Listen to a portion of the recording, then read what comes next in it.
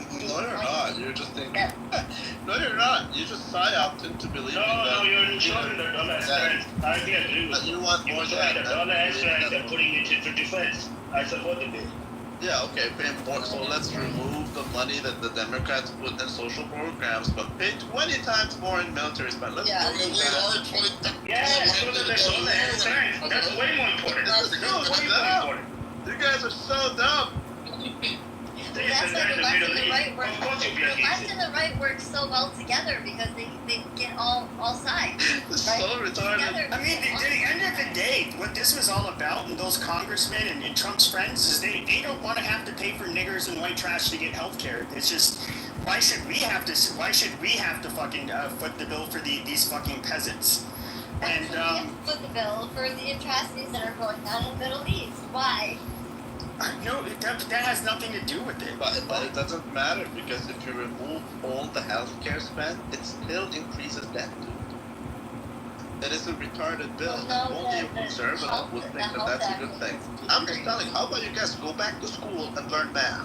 No, actually, I'm pissed because he's It's touching. only gonna last like a year, bro. The bill is somebody's gonna draft a new one like next year. Chill out. I mean, but the one thing that I'm also like how are you MAGA retards even like actual conservatives? Conservatives are for fiscal responsibility. MAGA is not the conservative party. MAGA I know they're not. You guys worship Trump, that's all. But a lot of MAGAs. We worship MAGA's stuff. opposite than Why do you worship some orange fucking clown? Exactly, that's You weird. voted for the bitch. I didn't even vote, faggot. Why do you worship him? But no, we don't worship. But if you didn't We worship vote, you God. don't get to complain. Why didn't you vote for Cap? I said I didn't vote for him. Because she was trying to. I voted for a third party. I voted for the black guy. Sorry. Sorry, I didn't want collard greens in her bathtub. If you So voted now- for Campbell, you can't go anywhere. I voted for the black guy. Hello, Bonnie. Hi, how are you today? Good, how are you? Did you have something to contribute, man? Yes, I see a lot of things going on. I work downtown near the White House, and these megas are down here training their kids how to be idiots, and they really need therapy. Amazing. Yeah, they are a bunch of little If retards.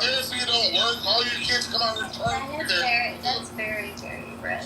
We're talking about therapy, that's more Medicare and healthcare costs. That motherfuckers can't Well, afford. who cares about why are you still stuck on healthcare, dude? Did you The forget debt. about the What world? about the debt? Why don't you do free therapy? Well, it's the debt. Well, no, the thing is, though, if you're going to increase the debt, like, if you're going to increase the debt, the very least you can fucking do is not kick off the poorest and most vulnerable Americans off of fucking healthcare. Like, that's just really shitty thing to do. Well, You no, just but said to do that, it's better reduce the debt, which it didn't. well, Pepe, it's because there was a bunch of like videos that were going, oh, this woman, she went on a cruise. I'm using her. The insidious thing that Pepe's talking about is at least the Democrats reward their fucking voters for voting for them. Wait, what? Since when? I never fucking got a reward from that. And when on I student voted for them. loans, who disproportionately going to be females that go to college, and then fucking liberals amongst them, right? Like, and then who gets all the fucking money in all the colleges? All the fucking liberal fucking administration, all that. Like, it disproportionately they reward their own, where clearly Trump's not doing that. They don't reward their own. Look at the most. Yeah, they did. He ended up like a bunch of people got student loan forgiveness. They made it a lot easier. I mean, it was disgusting the amount of money that universities were charging. Basically the universities started charging the maximum. The tuition started to be the maximum amount you can get out in student loans, and so he did that. They didn't fuck with people's Medicaid. They didn't do any of that shit. Yeah, the Democrats spent a lot of money, but hold on, Marcus, Uncle Ruckus, whatever. But they ended up, they spent more money, but at least they like did shit for people. No, they didn't. What is this fucking clown? He's gonna put us further in debt, and he's gonna give nothing. In fact, he's gonna give his 2-inch micro penis dick and skeet in every fucking poor person's mouth. And while his friends get rich, that is amazing. Just a correction, the Democrats never paid more. The Democrats never paid more than Republicans. Never happened. They never did. And Pepe, like the most impoverished cities in America have been run by Democrats for at least 30 you years. didn't get Every what I said. impoverished city. I said they never Every spent. impoverished city. Like, Why?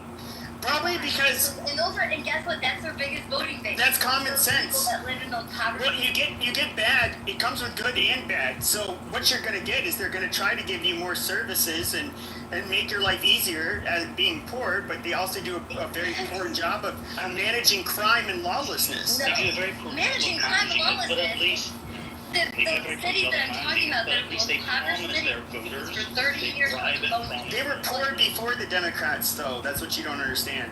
My God, the Democrats are actually If the fiscally Republicans- conservative. What? Okay, Yes, I- they I spend just- I less don't than think I Republicans. If the Republicans are at least going to increase the debt, they might as well take I think the bigger fucking picture voters. is what the Exactly. This is why I had real reservations voting for Donald Trump. Is like he does not have the average American's best interests at heart. You know, in my opinion, I do think that if you're happen to be a very high earner, you probably want to go with him, but. I don't know, a lot of you guys saw, here he is handing out Happy Meals at the McDonald's drive-thru and driving a garbage truck. Those same people are going to go without health care now. Well, the average Amazing. American's not on Medicaid, right? The average American's not Yeah, on but I'm Medicaid. talking about, but that's what I'm talking about, the most vulnerable and poor, especially the rural poor. Why, of all people... a lot of people voted for him also because of the goddamn mess from all of these fucking illegals coming into this country. And, something had to be done about it. But why are you going to shit on your own people, especially the ones that overwhelmingly voted for you? Like that, and still increase the deficit. Like that is just shitty. Well, that's Really what shitty thing to do. Yeah, I don't know if MAGA, he didn't really campaign on this, so it's like, you can't really hold them like they knew about it and they support it. I mean, there's obviously a lot that do, but, like, I didn't support that. why are you I don't understand why you guys are aligning immigration and having more Americans. Like, if I don't want Mexicans, I'm gonna kick them out. I don't really care because I'm cool, like whoever is poor. I just want the Mexicans out. I mean, that's I think most of Americans don't understand. Here's what the bill is gonna do, right? Okay, all that 17 million people kicking off healthcare, right? It's gonna be the Hunger Games now. Now all these liberal left Democrats are gonna actually give a fuck that these illegal aliens are getting their benefits. Now they're gonna be like, whoa. No. You better not get that shit if I don't get that shit. Now they're gonna give a fuck about their benefits, right? Number one, right? And those illegals do get benefits, trust me. I'm from California. I've seen them at the offices all the goddamn time, right? I know people that work there and everything. I know they're getting them, right? So that for now, Americans are actually gonna give a shit about that, which they should have cared the whole time, right? Now, I'm not saying it's a good thing. I didn't say I even support this bill, but I do know that this liberal left is finally gonna wake the fuck up and realize that, hey, my grandma can't get it, but this illegal still getting it? Nah, that's not fair, right? Now they're gonna give a shit, right? So I think that's a good thing for a wake-up call, right? Number one. Number two, right? When it comes down to the specifics of the bill, I don't think anybody really knows it right now. I think everybody's talking bullshit. Everybody's just yapping. I don't think anybody knows the specifics of it. I'm hearing two different things. I'm hearing one to where that's just a federal bill and the states can still impose whatever they want to impose. And then two, I'm hearing that all the numbers are bullshit. I don't really know. The Democrats are saying this is what it is, but the Republicans aren't really saying this. I don't really know what the bill does. So I have to sit back and read it. I have to sit back and really, really see what it really entails for me to know anything about it. But I do know one thing though, right? That this is really going to be a wake-up call for a lot of people. Sure. Well, okay, I'm going to close the room, guys. Thank you, everybody, for showing up. Motherfuckers wait for your refund check. You wasn't paying taxes anyway. It's like Could somebody, one of the mods, invite Just Lee to the stage? I'm curious. He's, and he's a lawyer, and I'm curious. What if she doesn't pay it? Then we are actually not. So Sarah, I just want to make this We clear. are actually I want to make something clear to attacking you. certain classes. I want to make this clear to you, and then I'm going to pass the mic to Adams.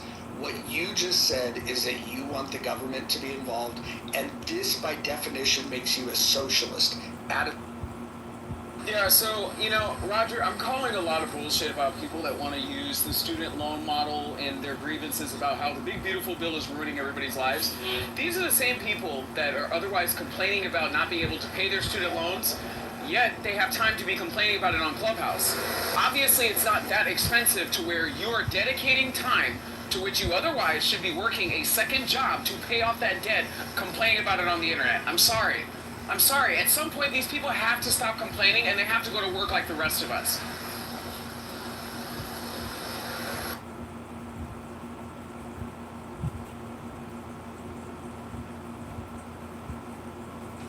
Yeah, Roger, the only thing I was going to say is that the only mistake that I made in chat earlier, I was looking at the cost of attendance or whatever for that college, and you were right, yeah, it is around like 1.2, 1.4 a year. I was looking at just the cost of attendance sheet that they put on their website, like the expected cost or whatever, after accounting for like books, supplies, living expenses, transportation, and personal risk on top of the tuition.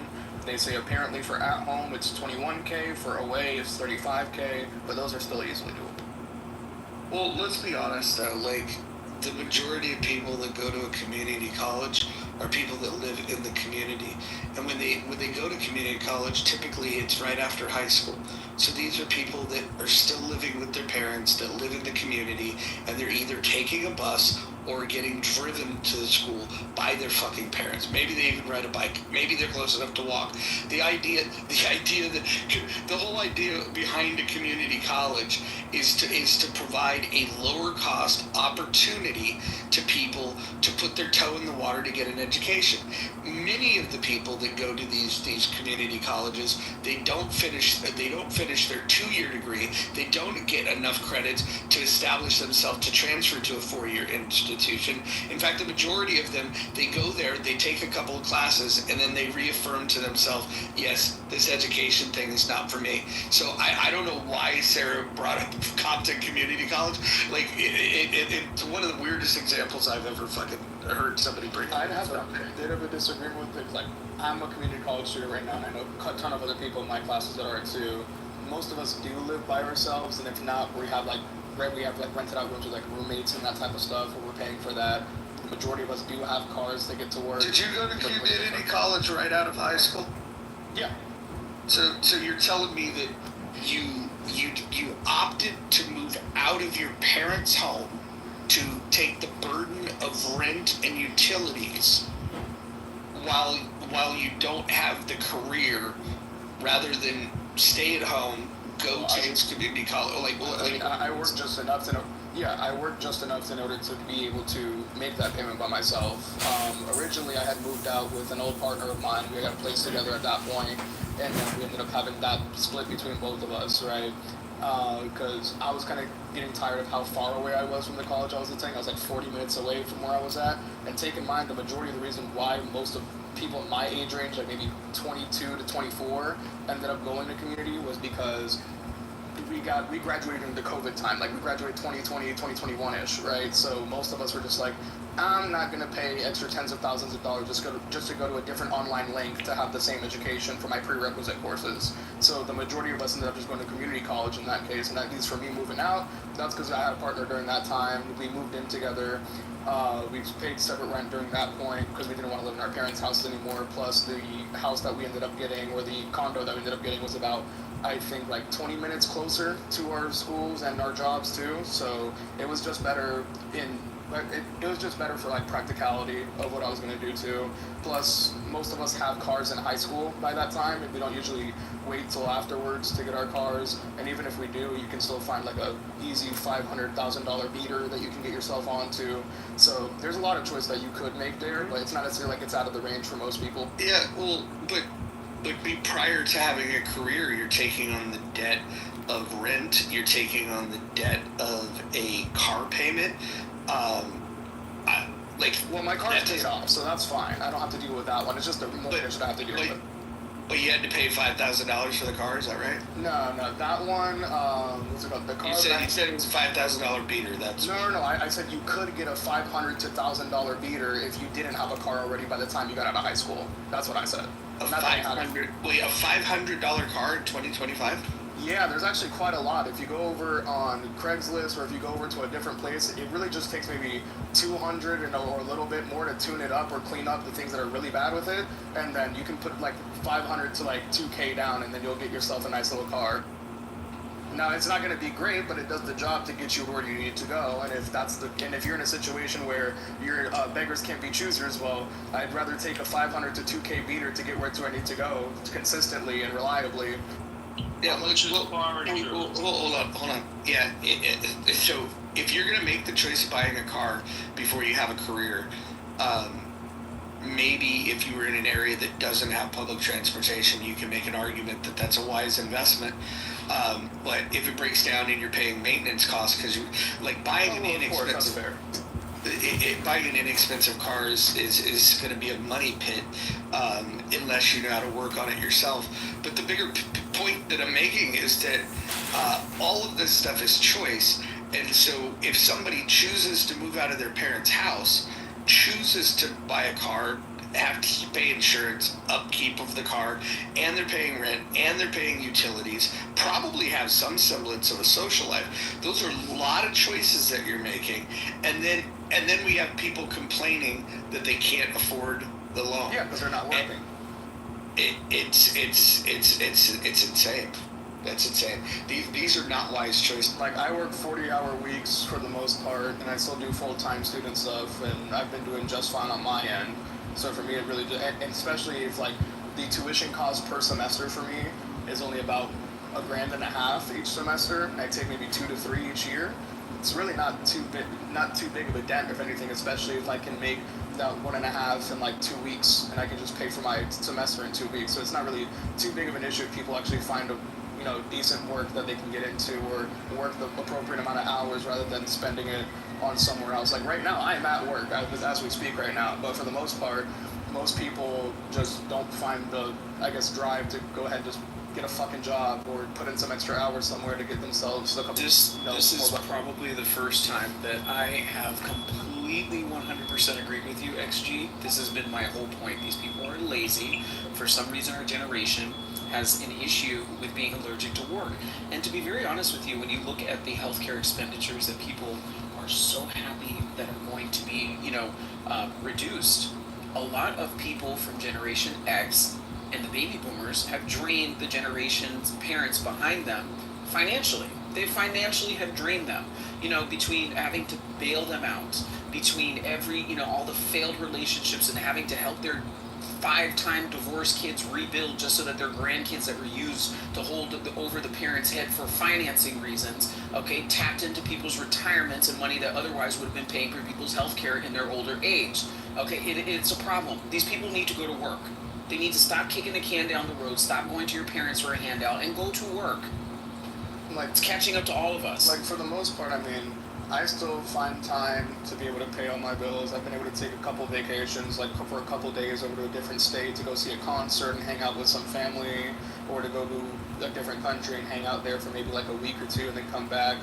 It's really just knowing how to fucking network, and a lot of us don't know how to do that. So, unfortunately, that's probably why we're in the situation we're in right now. But most of the people complaining about the bills or the tuition costs right now just made really bad fucking financial decisions in getting there, or decided to go to a for example, I always will never bash community college because it's one of the biggest fucking cheat codes of all time. Why would I pay tens of thousands more per semester or thousands of more per semester to go for example, UC. I'm in Florida, so why would I pay that much more to go to UCF or FSU for my first 2 years when all I'm going to be doing is the same fucking prerequisites that I was doing at my community college that will give me the same accreditation and the same everything. Oh my god! Thousands less. Shut the fuck up, Dreadhead. Shut up. Anyways, continue. Hold on. You ain't gotta be disrespectful, brother. Yeah, you disrespect. You don't have to be. I said, brother, this bill was passed for the rich. Well, hold on. You're not digging in your ass, brother. Listen and read the bill, brother. Keep smoking that one, bitch. You smell like a Black and Mild. Stop talking. Wait, hold on. I don't know if you're new to Clubhouse, Nick. I don't give a fuck about no Clubhouse, nigga. Shut your bitch ass up. Okay, got it. Yeah, anyways, what the point I was making was, it doesn't make much sense for a lot of people to go straight to like a big 4-year school from the get-go out of high school, especially when the first 2 years in both schools you're just going to be taking the same exact fucking prerequisites that you would have taken at the community college for thousands of dollars less with the same accreditation. And on top of that, you can get I know that the community college I go to has a program where if you get your associate's degree over there, it's damn near a guaranteed transfer over to one of the major 4-year schools that are in Florida, whichever one of your choice. So for the most part, as long as you do that, it saves you a lot of time, a lot of money, and a lot of fucking dirty work that you don't want to have to do that people make just because, oh, I'm going to go to this big school right out of college, and then get surprised when they get financially fucked up. XG, you know, in most parts of the country now, there's a bigger cheat code than community college, and that's to get those college credits while you're still in high school. Oh yeah, I do all the time, especially when you do your AP courses and all that type of stuff. But people are too fucking lazy to do the AP courses. Most of the people didn't take AP World because they heard about how hard it was for everyone else and they don't want to take it. But I started college with about 12, 14 college credits because I took a fuck ton of APs and I did some other courses that got me some college credit as well. So I mean, if you advance your shit during high school, take the community college right afterwards to get the rest of your credits really fast, guaranteed transfer to 4-year school, and then save yourself the tens of thousands that you would on the first 2 years, you're really not that bad in a financial hole. I don't understand how student loans have people in such a fucking debt unless you're in like a field that's like, I don't know, fucking the medical field or fucking tech industry or some shit like that. I maybe one of those two. But most of the part, people are just complaining because they chose to get degrees that wouldn't actually pay out in the same way without them acknowledging. XG, how's your credit card then? 0. I don't have a credit card. I only use debit. All right. God bless you. Smart guy. So, hold on. Let's not say that we shouldn't have credit cards. Credit cards are good because they establish credit, and credit is something he's going to want at some point. Oh no, I have credit. The thing is, I don't use a credit card myself. My parents have had me on theirs, my name on theirs ever since, and then they built up my credit while I was. Yeah, that was what I was going to suggest to anybody in here is if you have kids or if you aren't a kid, your parents' credit, having them add you to their credit card, even if they don't give you access to using it. Let's say they keep the card and they just add you as an authorized user. What this does, not only does it create a credit history for you, but it one of the things that they measure when they're evaluating credit is the age of your credit. And so if you're somebody that's, you know, let's imagine that like at 24 you decide, hey, I might want to think about buying a house, and like that's pretty young to be thinking about that. The biggest hurdle that people would run into, aside from not having the money, right, not having the income to qualify, would be not having the credit history to qualify. But at 24, you could have been on your parents' credit, and you could have an average credit of 10 plus years. Yep. And so then when they run your credit, you know, as long as you haven't done other stupid things, pay your bills on time, all that kind of jazz, it puts you in a much better situation. And by the way, for those people that don't have a lot of credit history now, find somebody that trusts you trust them, that does have a long credit history, and have them add you as an authorized user. And it's just one component of your credit score, but it's an important one that gives it an instant boost. Just as a little detail, like that's how I was able to get my first condo for the most part, because my credit score at that time was like 820 or some shit. And then afterwards, what we did is we used my parents' line of income with my credit score and got a fucking amazing rate for the house. So we were doing good on that one. So yeah, even on that one, you can even, it benefits the parents too, because if you ever want to get a new place, just tell your kid to use their line of credit, and then afterwards use your line of income, and then you're all set. Yeah, well, Roger, you made a great point, Roger. I was just referring to credit card debt, where the rates are so high. But you brought it up. You're right about that. Get a credit history with no debt. Excellent point, Roger. Excellent points. Very important. Yeah, one of the things I was going to mention, my nephew actually, during COVID for his freshman year, he had to stay home during homeschooling because my mom had kidney failure, so he didn't want to get her second son. But had he went to the public school and completed the 4 years in high school and stuff like that with his nursing and medical classes, they said that had he done the freshman year in school, he would have been an unlicensed LVN, so like a licensed vocational nurse. But he would have been technically unlicensed, but he would have had everything that he needed. The only thing he would have had to do is qualify for the license. Yeah, hey, MG, if you don't mind me asking, you're still a student, you're employed, which I really appreciate.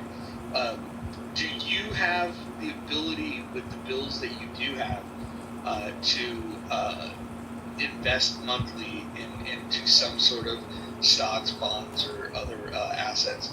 Are you investing currently?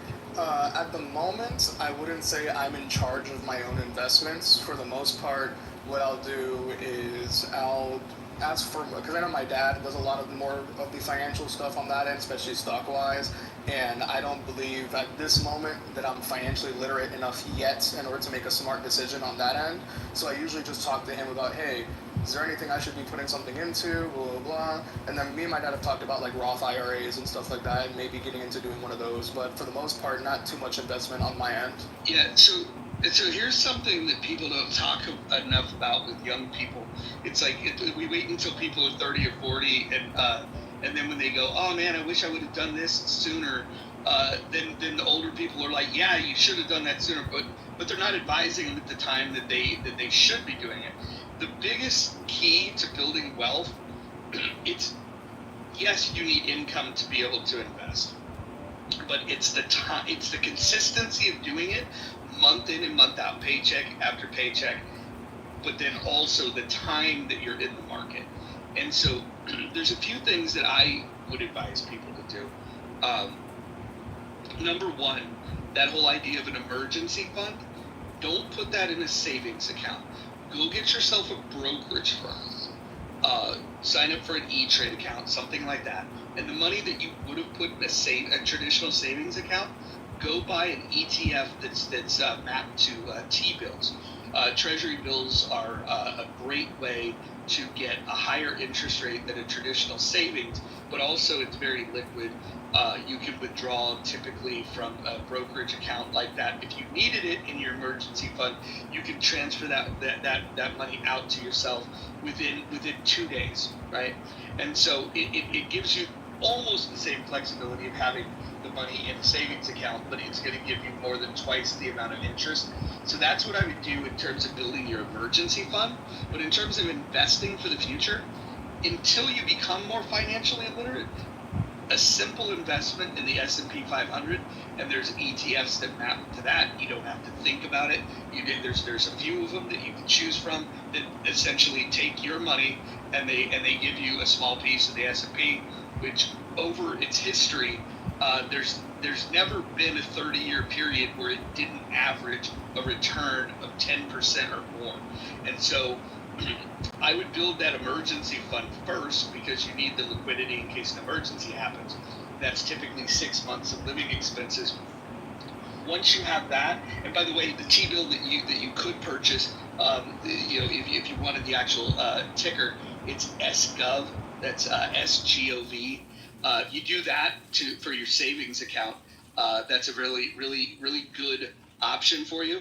The next thing I would say is that when you do need to map it to the S&P, there's a few options that you have, but you have to set that and forget that. That's money that you're never going to touch till it's time to retire. If you started doing that at your age, and I don't remember how old you are, I think you're 22. I think you're under.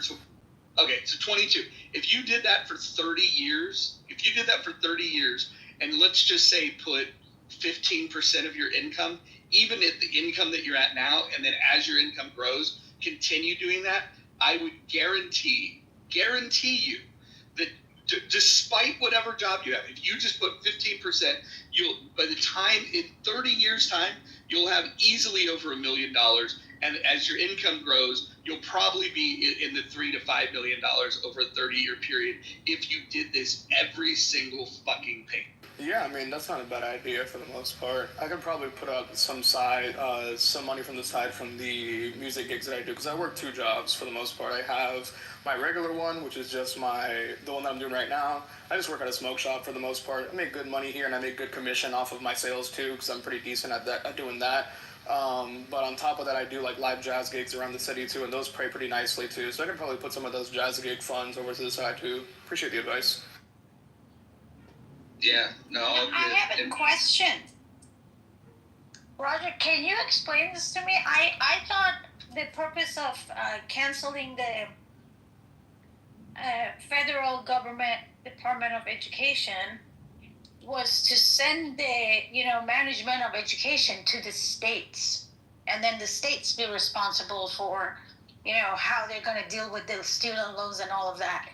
Did I misunderstood that? Was this like? Yeah, partially. Yeah, well, was the purpose to send it to private lenders? You're partially correct in terms of the desire of people closing the Department of Education is to have the states be responsible for the education in their state. That being said, do you know where the Department of Education, like what they fund? Are you aware of like what they're responsible for? What do you mean? The Department of Education right now? Yeah, I think a lot of people are confused about what the role of the Department of Education, which I'm totally 100% on board with abolishing. I don't know what part of it you're talking about. Like I don't understand. Yeah, the biggest expenditure in that is number one, it's the human resources of staffing it, but the next thing is Pell Grants, and so I would like to get the federal government completely out of loaning money. I don't think the federal government should loan money to any of us for anything. I think that these are free market exchanges that we should do in the private sector. And when people say that they want the government involved in this stuff and they want the taxpayers to insure these things, they're essentially saying that they're a socialist without knowing that they're saying that they're so. But they do it for corporations all the time. When corporations get in trouble, so and for way more I don't support that either. Like so. I'm saying, but they do. So I mean, they the ones who's doing it. So it just showing. Like I get your argument, and you can have an argument from that point of view. But it's like it just taking one part of it though, because they're totally hypocritical. And so what they're trying to do is not what their stated goal cannot be their stated goal. If they steady saying fuck capitalism, they steady giving corporations money, but they want to tell the people we can't give you shit. That's not. I mean, that's not cool at all. Well, the two things can be true at the same time. I think that the government providing the government providing foreign aid, the government providing subsidies to large corporations, or granting them regulatory favor. These are all problems, and we can deal with all of these problems. And I think you're right, Kim, and this is one of the areas where I think you and I first, saw eye to eye on this, is that there's a lot of hypocritical people that will talk about reining in government spending, but they'll make these arguments for subsidies for corporations because they don't have the. Let's be honest. This bill is evidence that fiscal conservatism is dead, which sucks because just a couple of months ago you had a pseudo government agency that was looking at making, at least advising on making cuts. Doge was a really good idea, and the person that was leading that effort is now the most critical, person of this big, beautiful bill, because it goes in the exact opposite direction of what their spoken goal was. So, Ahima, you and I agree on this. I think that you and I probably have some differences on, what government's role is, but I think we agree in the hypocrisy of Republicans that talk about the fiscal irresponsibility of Democrats, and then they get into office and they're incredibly reckless with spending, especially with the way that they provide subsidies to corporate America and their advocacy to continue foreign aid. I think that there's a lot of things that we could cut down. But if they really wanted to find their balls, what we would this is what you know that fiscal conservatism comes back when the people that are mainstream getting elected and making decisions are telling you their intention that, hey, we need to end Social Security and Medicare, or we're going to privatize these things. Until they start talking about that, they're just lying to you about being fiscally conservative. Hey, but not to defend them, but they is cutting over $1 trillion for Medicaid and SNAP though. But well, no, hold on. But you have to put the caveat in there. That's $1 trillion over a 10-year period. Okay, yeah, right, I got it, right. Which, by the way, in 2028, depending on who wins and what Congress looks like, all of this stuff can get reversed anyways, and so by the time that 10 years is over, my guess, my prediction is that they're not going to save $1 trillion. They're not going to get anywhere close to that. In fact, if I had to guess that by 2034, when they say they're going to save $1 trillion, I think they're going to actually spend more money because, yeah, I think they're going to spend more money. And Rod, we don't disagree about spending. Like I'm not for foreign spending. I'm not for corporate welfare or social welfare, for that matter. But you can't continue to do foreign welfare and corporate welfare, but tell the people, especially students, like, no, we can't do. This is where we draw the line. So if you're gonna do that, then you got to cut them off. It ain't. So I'm not gonna praise them because I agree with cutting spending. I'm not going to praise it because they cut it in one way that hurts the people, but they didn't address the main two ways at all. So now that's the problem. Not only the hypocrisy that who they are targeting, they are clearly targeting the people. And I don't see how nobody can accept it. Well, yeah. So in terms of, they're doing what they think they can get away with, right? What they can get past. I mean, this bill barely got passed. So they do what they think they can get done, but. Ideologically, like, I would say, like, if I had to prioritize these things, I would start with erasing federal funding of just foreign aid completely, full stop. I would do it in a phased approach. I would stop any country that is adversarial to us would get nothing. Any country then the next wave would be any country that that has a trade imbalance that we think is unfair. I'd cut that funding next, and I would do this in waves, and I would eventually get to our allies where I would cut that funding, and then after all federal foreign aid is cut, then I would go into subsidies, and I would push for a constitutional amendment that taxpayer dollars should never fund corporations. Period. Full stop. And then regulatory capture, we should address that as well because that's a big piece of it. And then the final thing would be the social welfare programs, which is the biggest part of the budget. But the reason why I prioritize this stuff is we're giving U.S. taxpayer dollars to countries where U.S. citizens, don't benefit, and then corporations, the vast majority of the people are not benefiting from that. So then when we get to the social component of it, that would be the final one, and that would be the hardest pill to swallow. But I think that if we were to knock these dominoes down one by one, that's the order in which I would go. Yeah, I absolutely agree with that. They're going in the and not only the first order, I don't think they're going to get to the other. I think this is where they're going to stay, and that is the problem.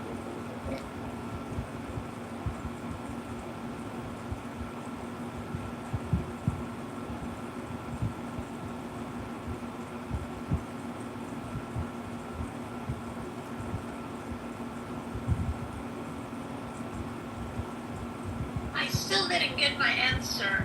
Is he on the phone? He is. But does anybody know when we talked about the education, Department of Education going to the states? Did this really mean for the loans to be? Mojo, are you here? I'm back. Yeah. Okay, so I said I still didn't understand. I didn't get the answer that I was looking for. So do you know when we talk about this Department of Education going to the states? does that mean the loans be handled by private sectors or still by government, but now by the state? No, all loans will be private debt. Will be no more, until something changes, there will be no more federal student loan period.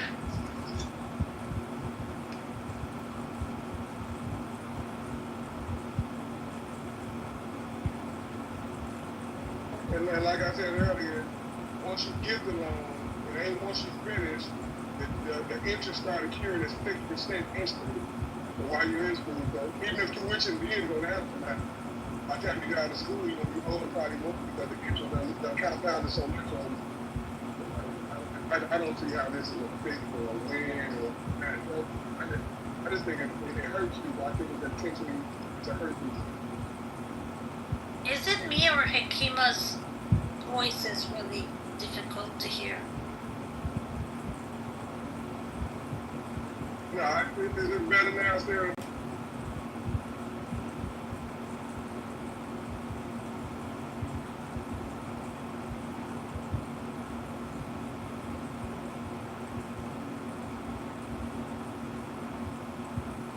Sorry, I'm at the grocery store. I'm gonna probably have to stay muted for a little bit. Matter of fact, I need to turn the volume down. Can't afford for you guys to ruin my reputation by saying weird things.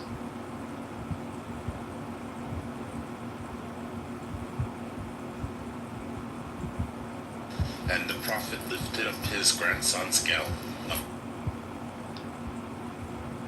You talk about pedophile, what happened? Al-Hussein, yeah, his grandson.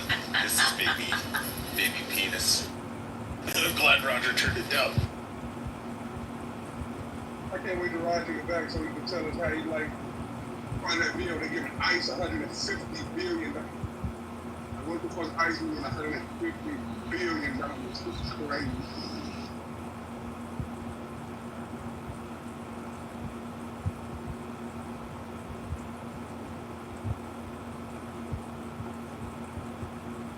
All I know is if the student loan goes from federal to private lender, that is actually going to be the start of systemic racism and systemic classism. 100%. See, Hakima, see? When I say we don't have systemic racism right now, it's because we don't. But it looks like we're headed that way. I can't believe this. I can't believe America's going downward.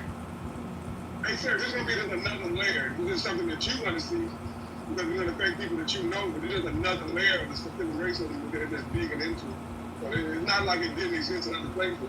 They're just making it even worse. They took away affirmative action. Now they're giving the low income, not just black but minorities in general, lower class whites as well going to suffer from it. But so basically it's a tackle class. That's why I called it systemic racism, systemic / classism, because it's class that they're attacking. If they do this, I don't know if this is going to happen, honestly. I don't think it will happen. I hope it doesn't happen. They said we signed it into the law tomorrow. Like, it's not an if. Like, no. It got past Congress, and it... What is in that bill that is regarding this? So student loan is done, the government is not paying student loan? No, that's not it. I don't even know what's in the bill. That's in the bill. The government, they will privatize student loans. That is, even people that got current student, loans. Okay, I gotta go read this bill. I gotta go read this bill. I might take Sir, do you only talk when others are talking? That is something I do often too, yeah. Sarah, can I just say this? This is my hope, what happens with private lenders. I hope that they do discriminate, but the ones that I want them to discriminate against are those that are less likely or higher risk of defaulting on the loan. And so, yeah, I want people to have their credit scrutinized, so then they can make assessments of whether or not it's wise to give them this loan or not. And so, if the end result of that ends up meaning that an identity group has a larger percentage, that's just that's something that I'm willing to accept, because the number one thing is, and I don't care how it turns out, other than just making sure that we're doing this on the basis of credit worthiness. If you don't have credit worthiness, they shouldn't give you a loan. And the previous way was allowing. We're not even black or low income people or just poor people that don't know about credit. But like they have no credit. Like when you're 18, a lot of black people didn't know what credit was. They have bad credit.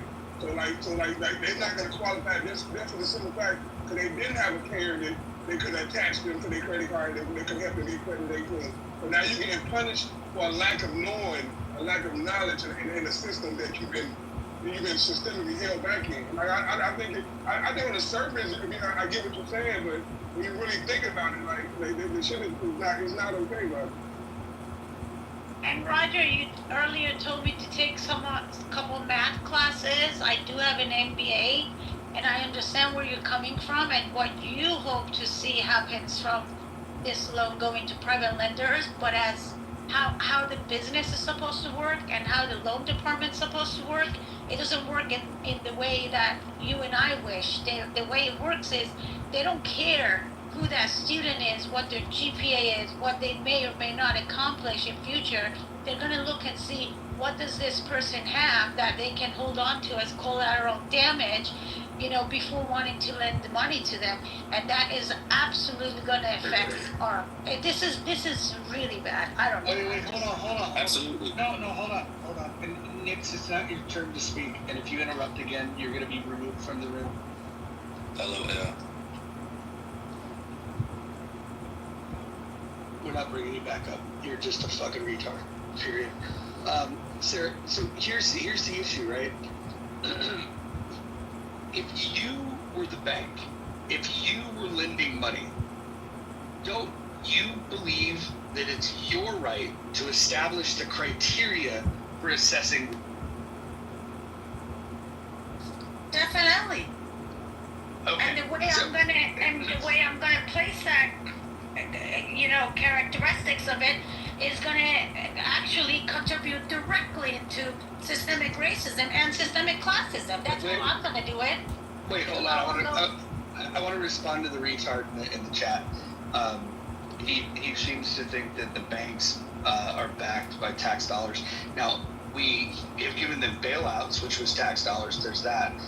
So I'd agree on that front. But I would bet this moron thinks that FDIC comes from taxpayer dollars. I would bet that this moron believes that. I would bet that he doesn't understand what member banks funding FDIC actually means. I would bet that this idiot is. Oh, he does know. Okay, so explain to me, Nix, from the chat. No, I'm not bringing you up. You're an ignorant fool.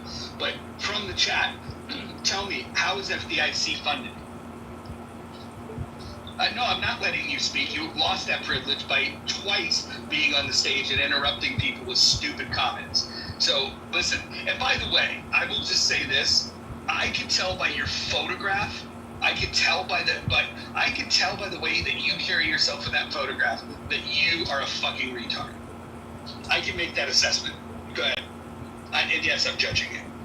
That's a limp dick blunt, by the way. Yeah, you should look at the blunt that I'm smoking in my PTR. That one's.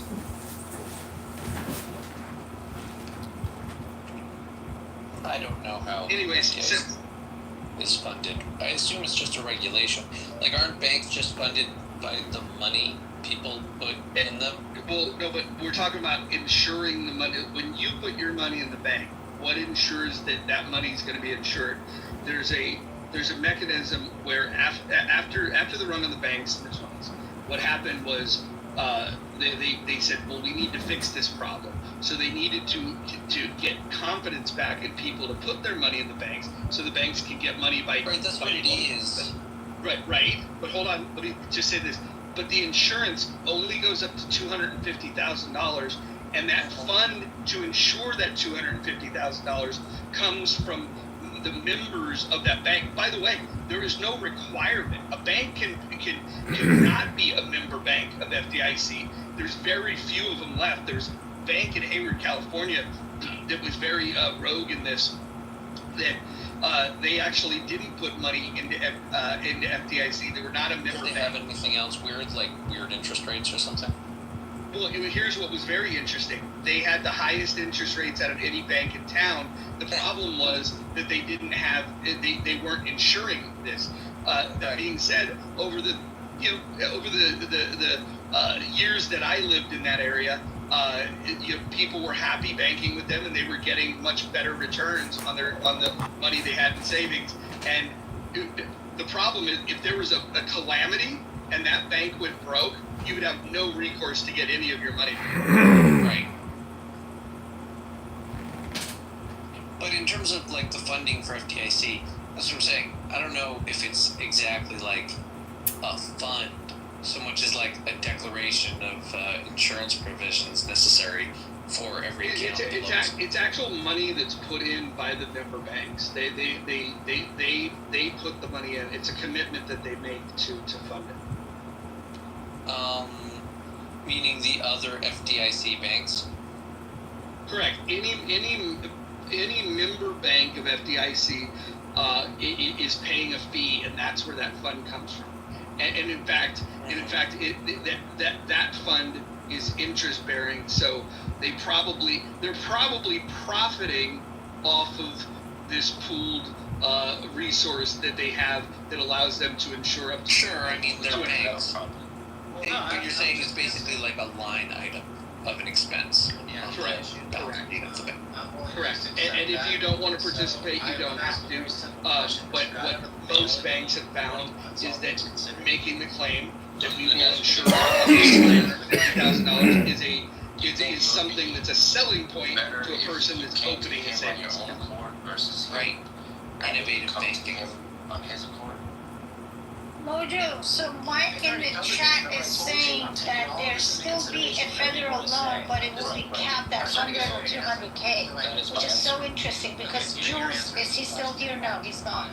We were in another room like sometime last week. I was talking about like how a lot of people are like scamming through these student loans. Pepe was there, and he's like, this doesn't make sense. I'm like, well, they're doing it. You could go to community college for 8 years and keep getting loans and then just taking art classes or whatever, like with no purpose of, building a career, and there was no cap. They would just give you more and more and more loans. So I think from what I'm hearing from Mike, that's what they're doing, which I'm all for it. We don't have, I don't want my tax money to go to like people just fucking scamming, the system and just taking money out and then never paying it. But to just completely abolish student loans, I just think that would be very, very wild. I really don't see that ever happening. Unless we first fix our education system, fix the cost of education, make it affordable, and then we go that route. Otherwise, this is going to be a disaster. In my opinion, though, I would, if we had this system where I couldn't get student loans and I didn't have these government, opportunities, I would still be working in a supermarket today. Well, hold on. What if you didn't have the credit worthiness to get a loan? I don't think that should matter because when people are 18 years old or 20 years old or 25 years old, when people decide to go to school, and what they do is they're actually participating. We, the taxpayer, we are investing in that person to give a return back to the society.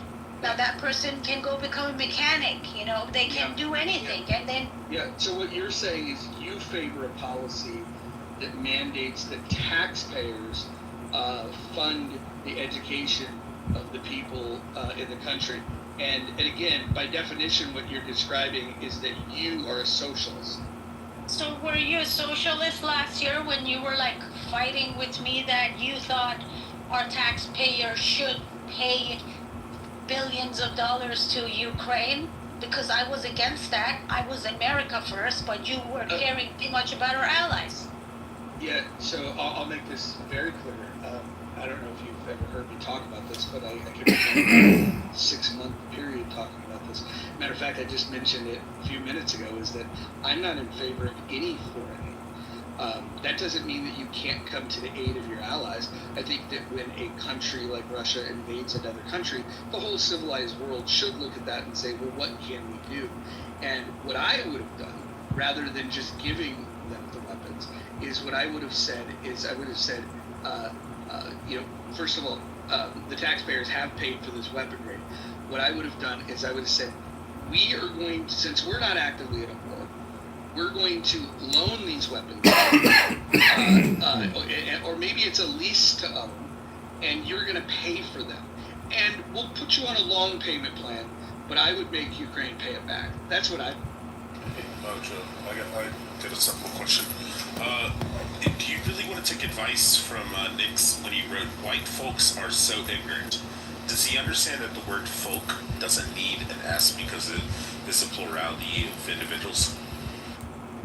Well, I think the other thing that it's interesting is that him referring to people on the stage as white folk. I mean, Nye's not white folk, Adam's not white folk, XG's not white. I'm not white. You're not white. Sarah's not white. Hakeem not white. My people were conquered by the Moors, so I'm not white. So, I mean, like, who in the fuck on this stage is even white? He ran away. Yeah, it's very interesting. Very interesting. Hakeem doesn't like when I bring up the Moors. He thinks that the raping and the pillaging of the Portuguese people was the God-given right of I love it, man. It's funny that like they didn't rape or pillage, but I like the recognition that they helped save their people. But, Does anyone have a link? It's pretty funny. Damn, shit, I never learned. Your voice is so low, Hakima. And it's distorted, Hakima. It's so bad. That's probably why I do that. It's my ADHD. No, you did it with Roger, and we can hear him just fine. No, his voice is really bad. But does anybody have a link to this 900-page bill? I'm going to sit down and read it because I can't stand people just saying things that's going to give me heart attacks. Go to a site called Read the Bill, and it'll read it to you, and you can speed it up. I think that's probably the best way to consume something like this. I need to read myself. I can't listen. No, if your ADHD set it speed at 1.5. Do you know where I find a PDF? My God. I know. He was telling me you could also find the audio, and I was just saying if you put it at 1.5 with ADHD, it doesn't allow for your brain to get distracted when you're listening. I'm a fast reader, though. Okay, there's a link. There's a link. Just look in the chat. Thank you. It's probably above the reading comprehension level of... I know, but I just said it because I didn't want to hear any more talking. Well, but you didn't let me finish. I was going to say a graduate of Compton Computer. Oh, dude, that 1.5 speed definitely works. I watch a lot of YouTube now, and I tend not to get distracted and switch to the next video. Yeah. So if you have ADHD, it definitely helps. I thought it was stupid. When I had a commute and I was going an hour and a half each way, I would put on. I would go and listen to like a podcast, and I would throw that on. Audiobooks, the same thing, and I flirted with different speeds. 1.5. If it's something that I already kind of know and missing a note here or there would be okay, I could throw it on 1.5. But for me to really digest something, it's 1.25 is where I would listen to it at. But I've fucked around, put it up to like 2.0. At a certain point, when the voices start sounding like chipmunks and they're going really fast, the only way that I would do that is if I was like listening to like a recap of like, let's say if I missed an episode of like Raw, I watch pro wrestling, and I was listening to people comment on what happened, because I don't need to catch every detail. Then I can listen to something like that. Yeah, for the most part, what I'll do, like, whenever I'm listening to stuff on YouTube, most of the time it's just fucking political debates or whatever. So for the most part, when I listen there, a lot of them speak like they have an aneurysm, so I have to put them at 2x speed to be able to like get your fucking point out. Holy shit, you can't just speak like 2 words a minute. But for someone like Destiny, for example, he speaks fast as shit already. So I can just put him on like 1.5 or 1.25, and that'll be fine with him. Yeah, I have a tendency to get distracted and or see something down in the next clip, and I'm like, that looks interesting. Right. Let's click on that one. And it's like I made it 26 minutes into the 2-hour podcast that I was actually enjoying. Surprisingly enough, I wasn't actually a big fan of Rogan's podcast and him personally. And then I started watching his podcast, and I came across the episode about coyotes, and I was like, who the fuck would watch a 3-hour episode about coyotes? And I was like, you know what, fuck it, there's nothing else to watch. So I just clicked on it, and by the time I got to the end, I was like, oh my god, it was only fucking 3 hours? Like, I need 3 hours more of this shit. It was fucking fascinating. You know, the thing that Rogan does really well is that he's inquisitive, naturally inquisitive. He's relatively intelligent. Like, I don't think he's like, like a super brain, but he's relatively intelligent. He's genuinely curious. So the people that he brings on, he's having conversations that he has questions that he wants the answers to, and then because of that, he still has this relatability to a wide variety of people, especially the way he communicates, the way that he'll find the humor in things. He's willing to ask the tough question. All of those things. I think Rogan is the very best at what he does. The only part that I cringe at is when people over-index on the importance of his opinions. I think that the real value of what Rogan does is he brings people onto his show that are educated on certain topics. Some people not, but he will ask them for their opinions. He will challenge them if something sounds like bullshit.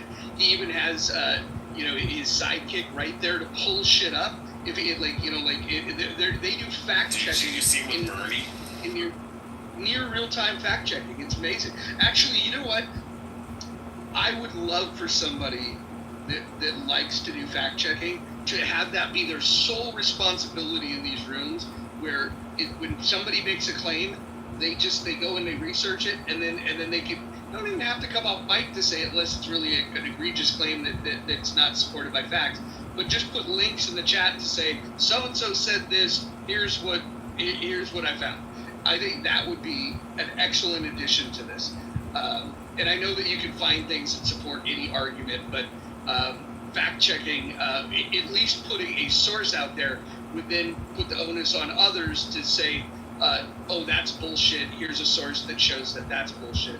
I think we can get deeper and wider with this stuff if we did some fact-checking. Well, one of the things I was going to say about Rogan and his way that he conducts his conversations is it seems like he asks the questions that you're sitting there thinking at that moment.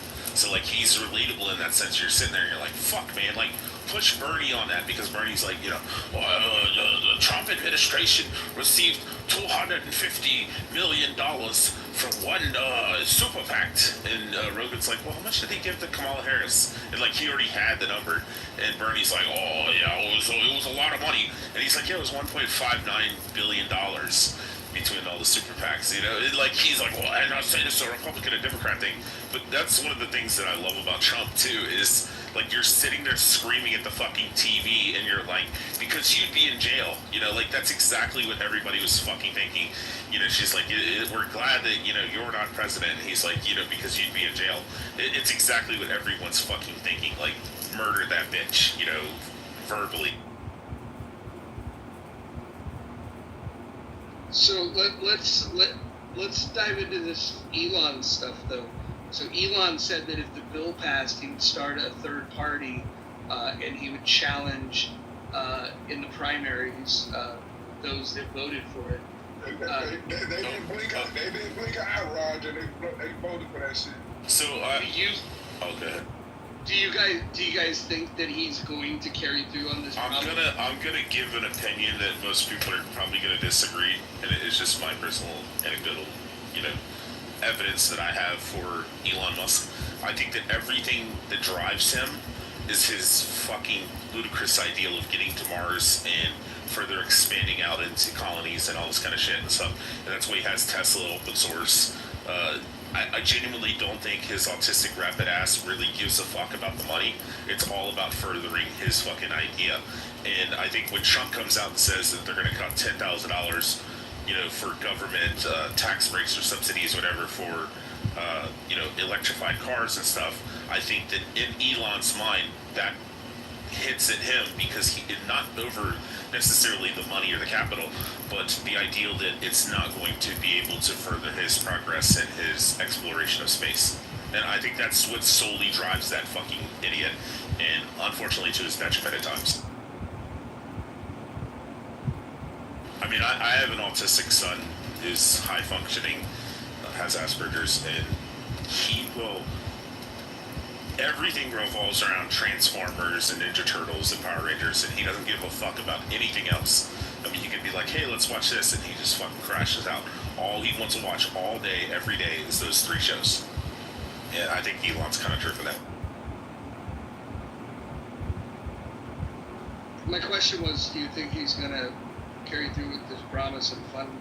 I'm sorry. I think if it is advantageous for him and his ideas, then yeah, I think he will. I don't think it'll go anywhere. I hope it.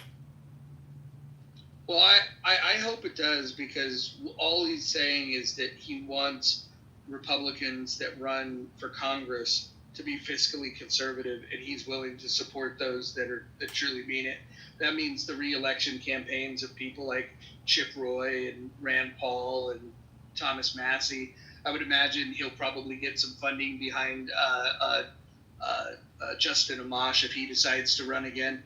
I think these are all positive things in terms of fiscal conservatism. That doesn't necessarily mean I agree in lockstep with everything that some of these candidates do. See, whilst I agree with what you're saying, the ideal of a third party scares me a little bit, because it leaves open the option for a fourth party, and the fourth party would be fucking some hardcore socialist, borderlining, if not communist fucking group. And but hold on, but I think there's enough dumbasses to vote for that. Well, I think that's actually a good thing, though, because my hope would be that we would have. I hope the Democrats can splinter as well, and have the progressives separate from the liberals. I know a lot of people's heads explode when I say that liberals and progressives are not the same thing. Yeah, they're different. They're much different. And if the liberals and the progressives had their own parties, then we would see, like what people really believe in. And by the way, if the progressives were to factionalize and have a candidate out there that draws some of those liberal voters into the progressive camp, I think that only makes it easier for somebody that's more sound principle on the opposite side of the spectrum to be able to win. And so I would ideally like to see 4 parties where we could have hardcore left, hardcore right, middle left, middle right. And I think if we had that, even if that meant that there becomes a couple of members of Congress or the Senate that represent the fringes, I think what happens is we drive people back to the, to where you could actually have conversations, which is center left and. So, moderate Democrats, moderate Republicans, Nazis, and commies. Yeah. Well, the one thing I was going to mention, Mojo, is, I understand what you're saying. It's like when I hear Ben Shapiro say that, taxation is theft. And I'm like, I get what you're saying. I agree with the sentiment. But at the same time, I don't believe in society, and I don't believe in this generation and the generation that's coming after this to actually step up and go, hey, there's a fucking pothole in the road. We should fix that. No. Let's just buy fucking rims and PS5s and PS6s. And, I mean, we've seen this with the stimulus shit where the majority of people did. Just to interrupt real quick, it's actually worse than what you're saying, because not only do they ignore the potholes, what they do is when there's a small group of people that say, God, these potholes have gotten out of control. In Oakland, They have a group of people that if you tell them where the potholes are at, they'll go in the still of the night and drop all of the material in the street that's necessary to pave the roads. And then another group of people will follow that Reddit thread and they will actually go fix the pothole. So you have some people that are providing the material and others that are doing the labor. And the city of Oakland, the state of California, charge those people for fixing potholes. No, I understand what you're saying, but do you think overall across the entire United States, you know, the ideal of like charities and people donating, I think my grandfather's generation would all look at each other and go, hey, we should fucking fix this shit. You know, I don't believe in the fucking nicks of the fucking our society that are actually going to fucking step up. And I know that they don't actually contribute enough to even matter, but I think there's just so many fucking idiots in this world that I don't have any real genuine faith in society anymore.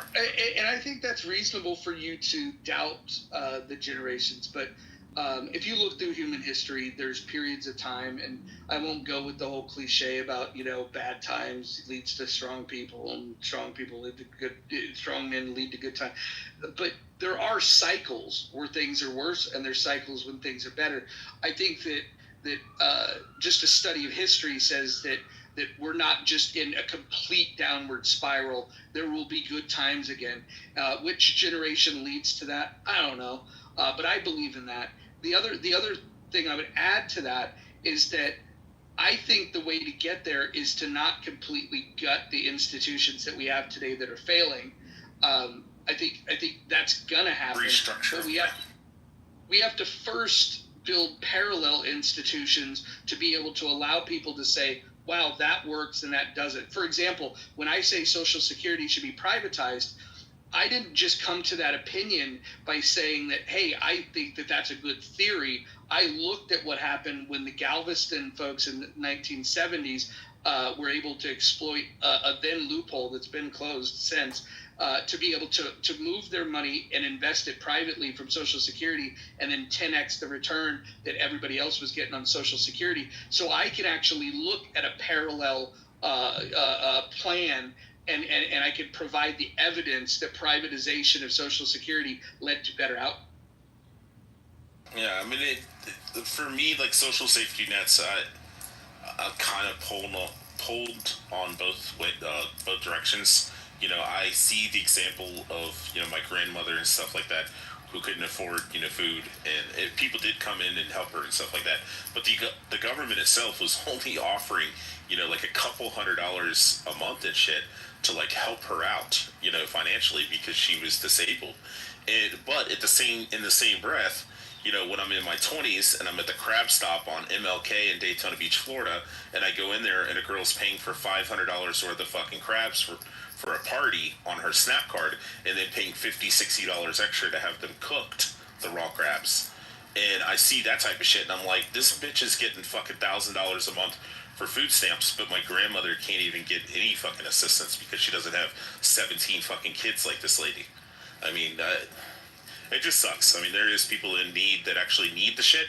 And, you know, for the people that are disabled and elderly and shit like that, if we want to take care of them through charitable donations, and even if you want to consider, you know, something like SNAP as a charitable thing, you know, to take care of the people that can't take care of themselves, but then you just have other motherfuckers that just go around and get fucking $1,000 a month or $2,000 a month on SNAP and just fucking, they're physically able and, you know, they're the same lady that bought $500 for the fucking crabs was in a fucking late 90s, early 2000s fucking Buick on fucking 22s with like 10,000 watts bumping in the fucking trunk, and she's in there paying for fucking crabs and shit. So let me ask you a question, Rich, because if you look at large sums of money that come out of seniors' accounts, you know, when their grandchildren fuck up and have to be bailed out, do you think that there should be a certain government limit as to how much financial abuse the elderly people should be able to sustain due to their younger knuckleheaded children?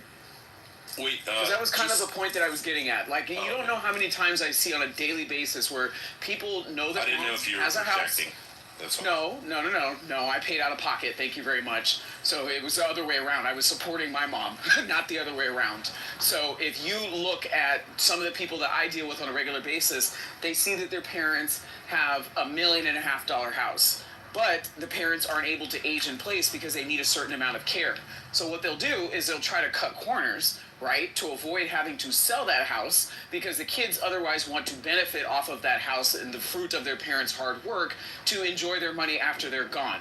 Versus a person who's able to benefit from their own sold house to be able to go into a facility where they're able to get dignity and age in place. I think there's a bigger conversation. Like, as people have this colloquial conversation from 2020 about generational wealth, I think that people took away the wrong message. Generational wealth doesn't mean that your parents should have to work themselves into a damn near an early grave, and when they're at the very end of it, they should sacrifice their well-being and their quality of life so that you can go and buy your child a Tesla when you send them off to college as an adult. That to me is just, I mean, I don't know why people don't see what's happening.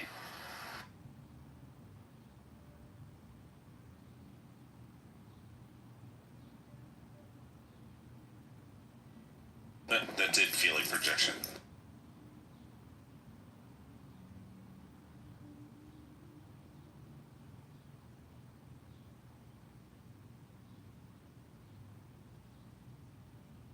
So if you're appointed as a conservator and you know that there are assets that the person that you're supposed to be caring for has that are there to work for the benefit of the person that you're supposed to be taking care of, but then you choose not to go through those resources because you know on the back end that you're going to inherit it, you don't think that that's elderly abuse? And you don't think that that puts a very unfair burden on American taxpayers? Wait, let me ask you a question. Did these people not have food to eat, or are you just talking about, well, they couldn't get into the one with the golf course, so they just got into a regular nursing home? There are no assisted living facilities in California that have their own golf course. I was being facetious. So no, but it's a very extreme example, and I don't think that people understand, Rich, how big of a problem it is. Okay, You have a bunch of people who are moving money around, who are abusing laws, and otherwise squandering their parents' resources and ignoring their quality of life so that they can contribute to this effort of maintaining and preserving generational wealth. They're cheating. So it's not like they're actually growing or continuing the business of their said parent to be able to scale their own generational wealth. They're basically preserving what little their parents left behind that really should be speaking to their quality of life, and they're getting second tier options for their parents so that they can monetize on the back end. You don't think that that's elderly abuse? Yes, I would just like to say... Okay, and that's my... I would just like to say that it's very nice to peer into the other side of the world. Okay. No, I think it's happening a lot more than people like to admit to, and it is very much so a real problem, and it is very much so elderly abuse.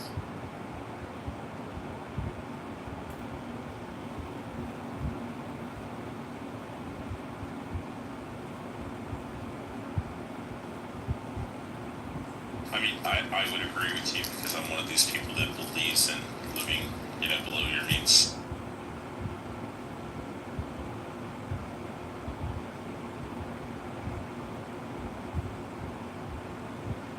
What do the elderly do anyway, other than just sit there? They got a Tesla, or they got a Honda Accord instead of a Tesla. Some of them still actually work, XG.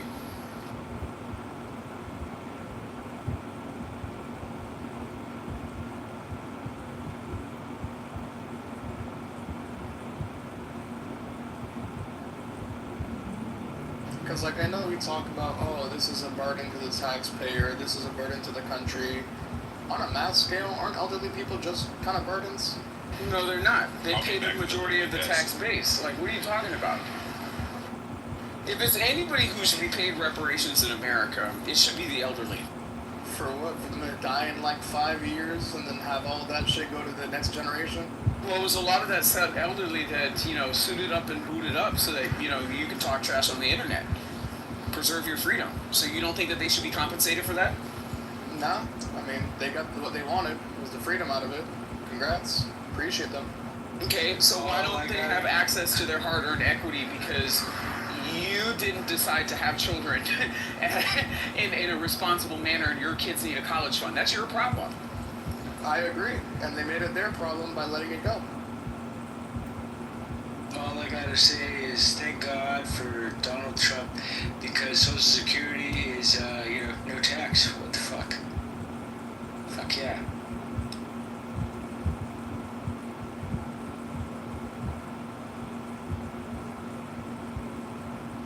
Look at how many Democrats allowed that to be a problem. Took one orange man to say the quiet part out loud.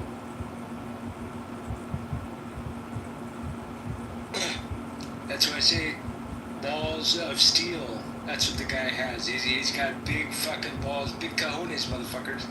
Balls of steel, the color of orange peel. Balls of steel that you had to fake an assassination attempt. What? You sound like a true Democrat. Oh my god. Yeah, and you look like a true Republican. You got that from his cartoon?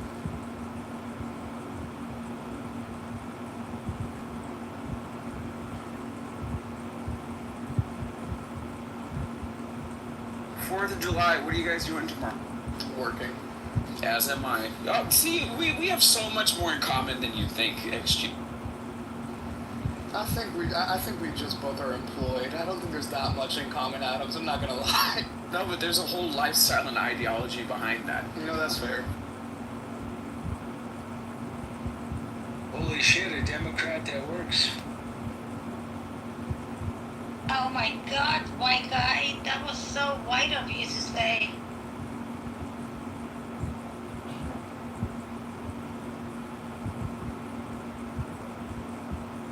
Where did everyone go? They didn't like to hear the truth. What did you do, Adams? What did you do again? I'm reminding them of how much they're milking their parents. Oh boy.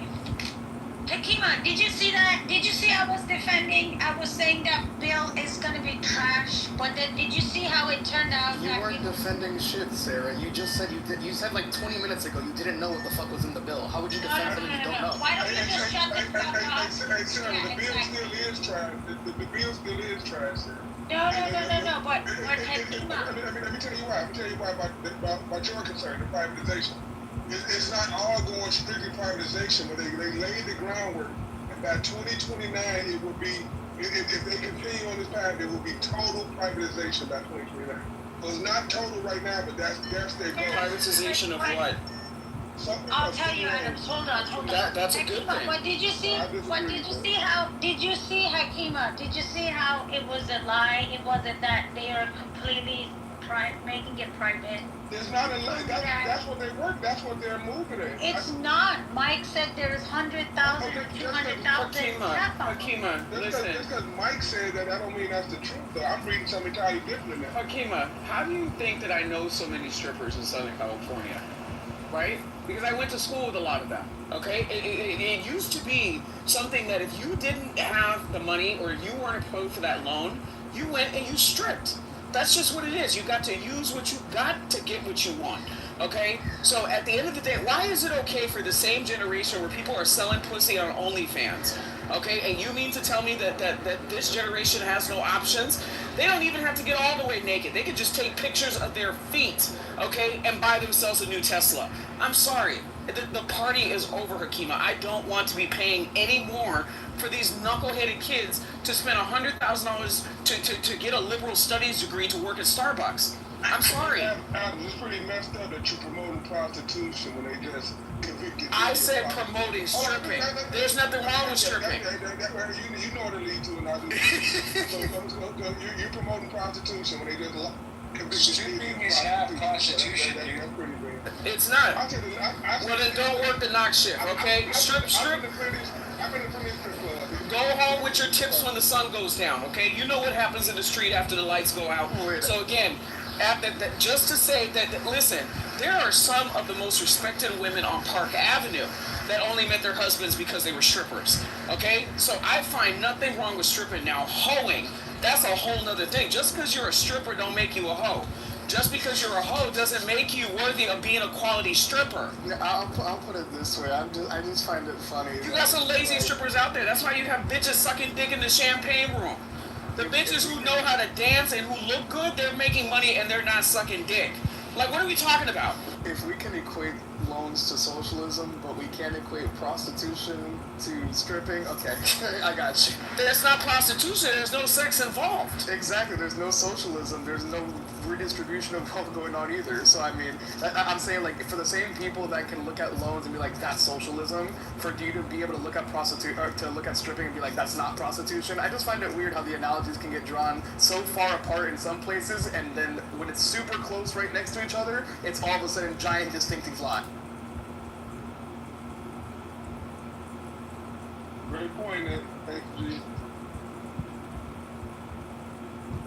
Yeah, it's funny because I had a girl once explain it all to me, and because I thought it was prostitution too. You know, I was on the Akima side of things, and she explained to me, no, it's not, because we're not having sex, you know, and so anyways, it just I was dumbfounded.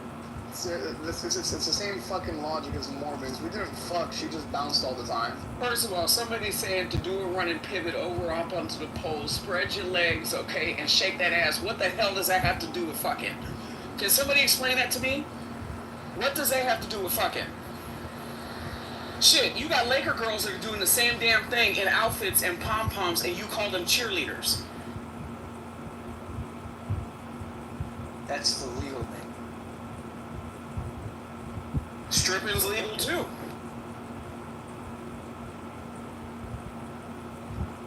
Never thought I'd see the day Adams be pro-sex work. How is it sex work with no sex? I don't know, maybe sexual activities. Last time I checked, I don't think that lap dancing is necessarily non-sexual. Because it's not. So giving someone a lap dance isn't sexual. I don't want Adam to stop you. Don't Adams, please, man. Wait, so Adams, if I were to give a random person a lap dance right now, I wouldn't get accused of sexual harassment? It depends on how you look at it. Oh my fucking god, Adams. Upside down, straight forward, backwards. Only if you're working with them, you know. We can find how all these music artists are. So WAP is not. Is WAP sexual? By Cardi B, is that sexual, Adams? Or no, because no sex was involved. You can tap your coworker's shoulder and that can be sexual harassment. Well, no, but Cardi B and Megan, those are sex workers. Okay, what are you talking about? Okay, now you lost me. Like, what are you talking about? What are you talking about? Adam, last time I checked, y'all bashed Megan Thee Stallion and Kamala Harris for the sexual dances. So now that's sexual. Right. It's not fucking. Hello, stripping is not sexual. Please fucking stop it. Stop it, Adam. It's not. Adams. I don't know why you're choosing to die on this hill, bro. So in other words, like, why do you go to a strip club? You go to a strip club because you want your dick sucked, or you want your dick to be hard, right? So I go to the strip club to meet people. I'm telling you, I don't know what y'all are talking about. They got some good chicken wings up in there. I go in there to meet people. Okay, I go in there to. That's how you know somebody go too much, when they say, I go because the food's good. And why do you think my sales numbers are where they are? You know what? Okay, so at the end of the day, thank you. There's a lot of business done on the strip club, okay, and on the golf course. So like I said, going to the strip club has nothing to necessarily do with sex. Then why not just go to a club? That is a club. One without the word strip in front of it. no, he's talking about a nightclub. Right, it's just a club where some of the patrons just don't wear clothes. Like, what are you talking about?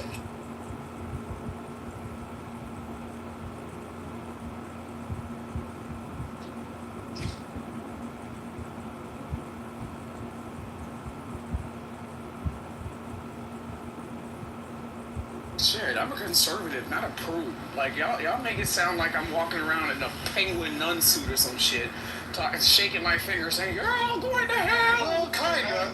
No. Adam, is twerking sexual? Is that sexual, Adam? Twerking is demonic. Why is it demonic? It's demonic because of what? Because it's too sexual? What is it? Let me know. No, it's demonic because they're gyrating all over the place for no reason. They must be possessed by the devil. So at least demonic. So at least demonic.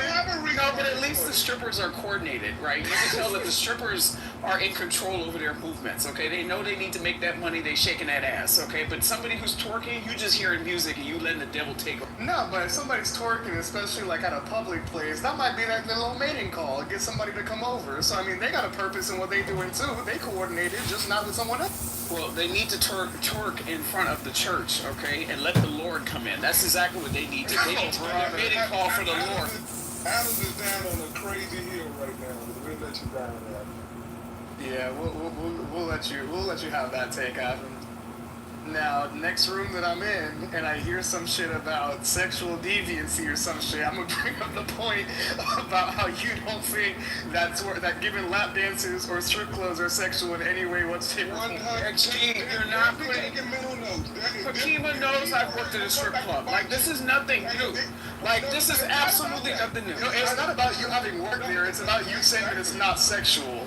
No, I did work there and it wasn't about sex. I needed the money. So again, just because somebody's up in the strip club doesn't mean it has anything to do with sex. Okay, so you're telling me that the majority percentage of people that come as patrons to a strip club aren't there for something sexual?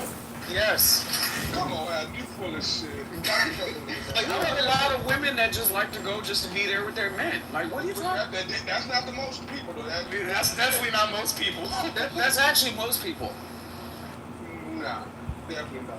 I don't know. I mean, I've been to a couple, but I've never seen it be a 50-50 split or even a 60-40 split of men to women. It's always been like damn near 85-15. I see more couples coming into strip clubs than the single men by themselves. I see more couples in the nightclubs. The nightclubs, I get that part, but the strip clubs, I don't see a lot of couples there. Now, the nightclub, that's where there's the sex and the hoeing's happening. Not the strip club, it's crazy.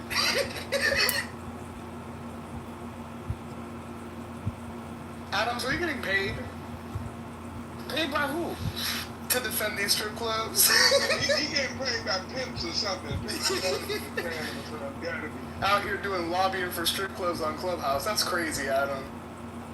What are you talking about? There's nothing wrong. First of all, me and my mother almost opened up a strip club, okay? Like, there's nothing wrong with strip clubs. Like, just because I'm a Christian and I have Republican values means that I have to turn a blind eye to a perfectly acceptable moral way to make money. Now, it's only you people who don't like the way that you look naked, which is why y'all are shaming those women who are up in that club just dancing, minding their business, not sucking dick, okay, and putting food on their table. Whoa, slow down. Y'all are just... Wait, hold on, slow down. I never shamed them, because for me, I don't got a problem with prostitution, okay? I don't It's not prostitution. Listen, I ain't got no problem if you decide to do prostitution, if you decide to be a Stripping stripper, is a if you decide to performing art. It's not a prostitution. Like, what are you talking about? So is cheerleading a prostitution? No. Okay then. So stripping and cheerleading are no different. They I've just never have seen different outfits. outfits. I've never seen different outfits. I ain't never seen cheerleaders with a titties I out. just said different outfits, but it's no different. It's a big difference. Like, be for real. Cheerleaders are not giving lap. The fact that you're saying that there's no difference in between cheerleading and prostitution, but there is a difference between strippers and prostitution is what said there is. That's nuts. One can give you herpes, the other one can't. Big difference. Not on the job. Since when has